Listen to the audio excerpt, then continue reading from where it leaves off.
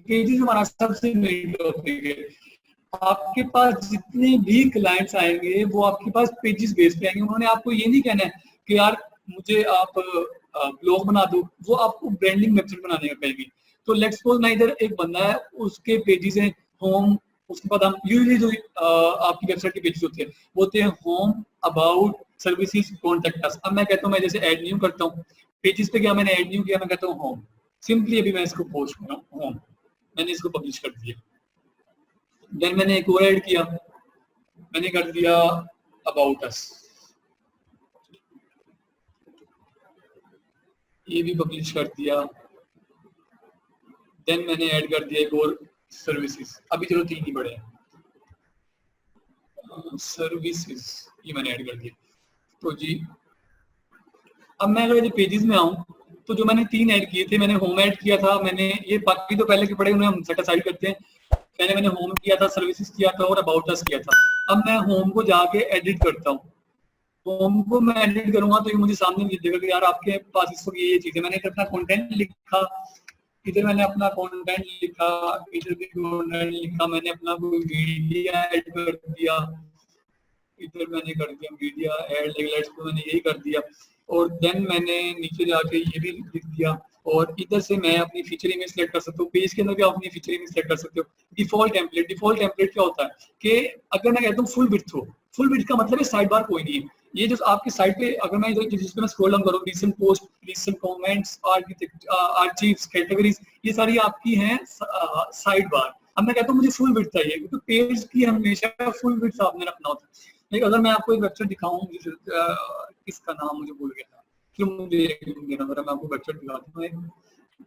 इधर जाएं यार, एक्सट्रीमली सॉरी जो मेरी तरफ से टाइम ज़ाया हुआ है, इंशाल्लाह मैं नेक्स्ट टाइम से करता हूँ कि मैं ईगो में बैलेंस कराऊँ, उसका मैं ना कोई ट्राई करूँगा कि उस पर कर लिया करें, क्योंकि नेट आज पे बहुत ज़्यादा इशू कर रहा है।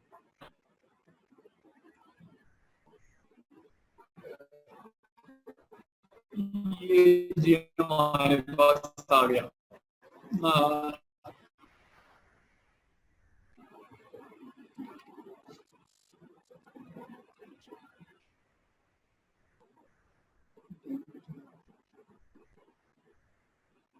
एक मिनट जरा मुझे इसको देखना पड़ना, मैंने इसको एडिट नहीं किया वैसे, कोई और खोल लेते हैं।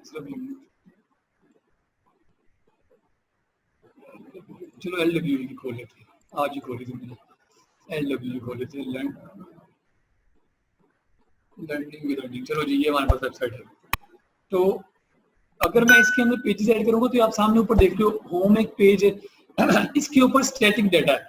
आप कोई भी पोस्ट करोगे वो इसको अफेक्ट नहीं करेगी। अगर आप ब्लॉग बनाते हो तो आपका फ्रंट पेज जो होता है वो पोस्ट पेज होता है। आप कोई भी पोस्ट करते हो वो उसके ऊपर अपडेट होती रहती है। एक पोस्ट डाली, लाइक जिस तरह अभी मैंने ये खोला हुआ था, इसके ऊपर आप देख लो डिफरेंट पोस्ट पड़ी हुई है। अब हर पोस्ट को मैं ओपन कर सकता हूँ, मैंने इसके ऊपर क्लिक किया तो ये पोस्ट ओपन होगी।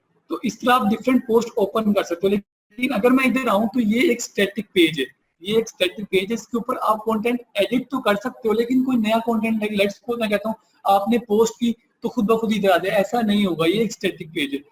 इसके अलावा मैं इधर आ जाऊँ तो ये सारी वेबसाइट जो टोटली ब्रांडिंग वेबसाइट्स होती है वो स्टैटिक पेजेस के ऊपर होती है।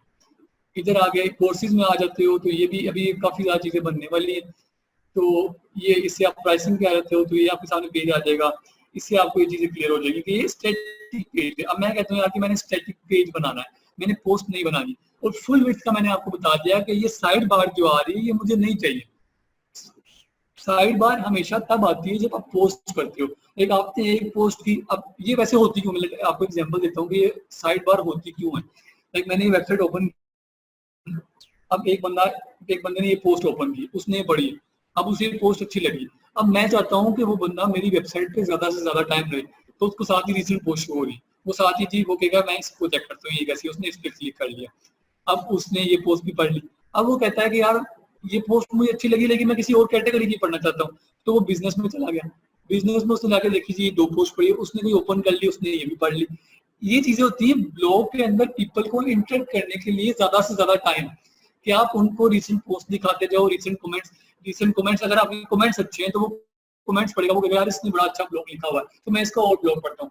तो अभी तक हमें ये क्लियर होना चाहिए कि साइड बार हम यूजुअली कब शो कराते हैं, साइड बार हमने तब शो करानी जब हमने ब्लॉग बनाना है। अब मैं कहता हूँ यार, वो मुझसे पूछा लेआउट कौन सा बनाऊं, टेम्पलेट, मैंने कहा यार फुल विड्थ कर देते।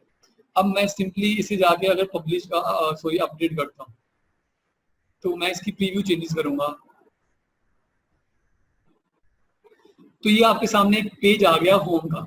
अब आप देख रहे होगे कि इधर साइड पे कोई साइड बार नहीं है। अगर मैं इधर कंटेंट बहुत ज्यादा लिख देता हूँ, लाइक एक मिनट से मुझे तो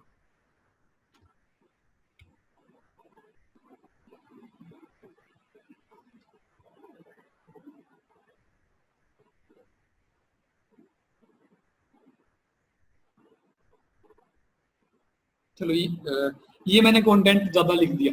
अब अगर मैं इसे रिफ्रेश करूंगा तो ये मेरे पूरे पेज पे कंटेंट आ रहा है, साइड बार की मेरे पास ऑप्शन कोई नहीं है।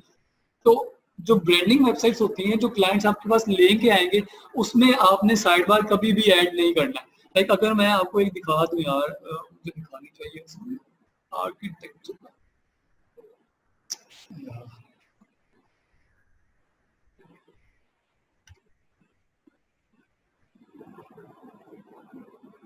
यार इसको बाद में दिखाऊंगा। अभी ना जरा मैं विंडो इंस्टॉल की थी तो मेरे पास यूआरएल सेव नहीं कर।